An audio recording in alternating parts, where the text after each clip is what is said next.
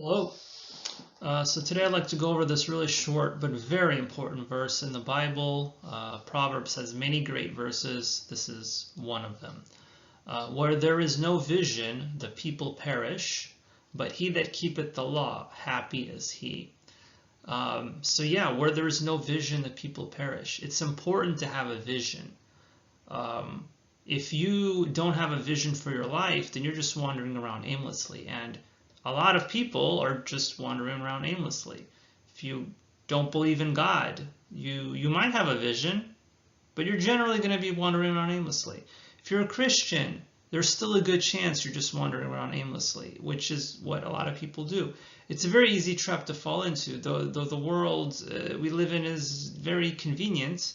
It's very convenient, and that's why we just wander around aimlessly. But at the same time, it keeps us busy.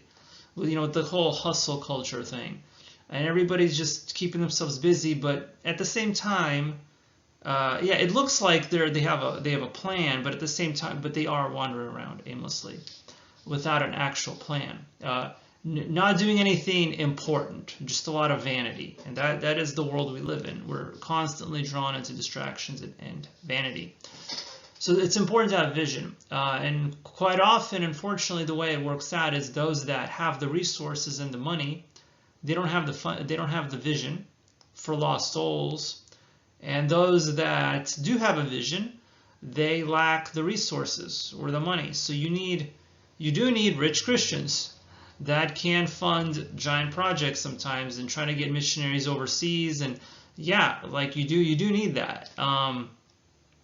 But at the same time, you need to have a vision. So whenever you have someone who is wealthy, Christian, and has a vision for lost souls, and to see people saved, and to see, God in everyone's life, and Jesus in everyone's life, that's great. That's amazing. That's when you really see God working, you get stuff done.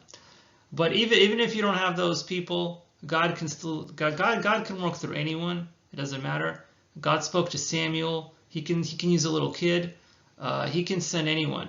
He can use anyone. God will make it work. But he's just gonna, if you're he doesn't have to use you.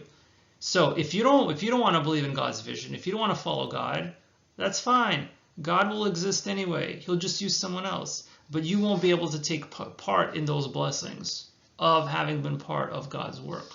It'll be someone else. You'll just be talking about someone else's stories, the accomplishments of other people. That's what you can talk about, which is great, but you won't have your own. You won't have your own accomplishments because you're just wandering around aimlessly. So it's important to have a vision. So when there's no vision, the people perish. There's problematic. So you want to keep the law. It says keep the law, and then you'll be happy.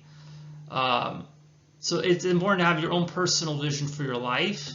And that way, you're on the right track. And especially if you're a man and you're supposed to be the head of the household, a husband, you should have some kind of vision for your life and the future. Otherwise, you're just going to run your family into the ground because you don't know what you're doing. And you should know what you're doing if God puts you in somewhat of a leadership role over a few people.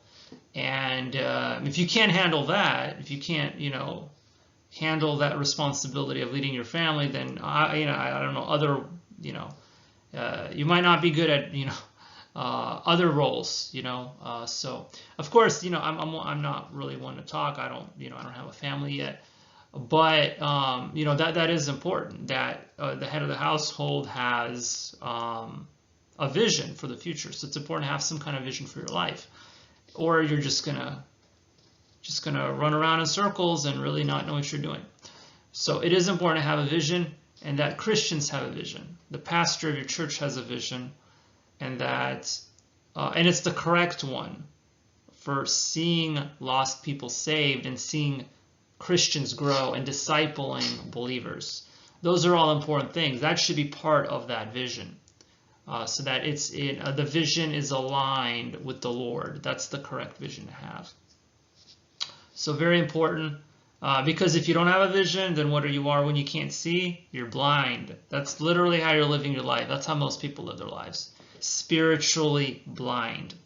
You can't see anything. You're just, because you don't see anything. You don't see things the way God sees things, that's actually a good prayer to do, a good prayer to have that I try to pray, is that I see things the way God sees them. That's how you want to see things spiritually. See things the way God sees them, because a lot of people, they don't really, even Christians don't really care about how God sees things. They just want to do their own thing and see things in their way with the flesh and their flesh, and the way to accommodate their beliefs with the world. That's basically what they do. They compromise and try to go along with the world and have the vision of the world. You don't want to have the vision that the world has, and to align yourself with the world. You want to align yourself with God and have God's vision and have spiritual eyesight to see things the way God sees them. As long as you see things the way God sees them, you'll be fine. You're not going to go wrong when you align your vision with God. So that's really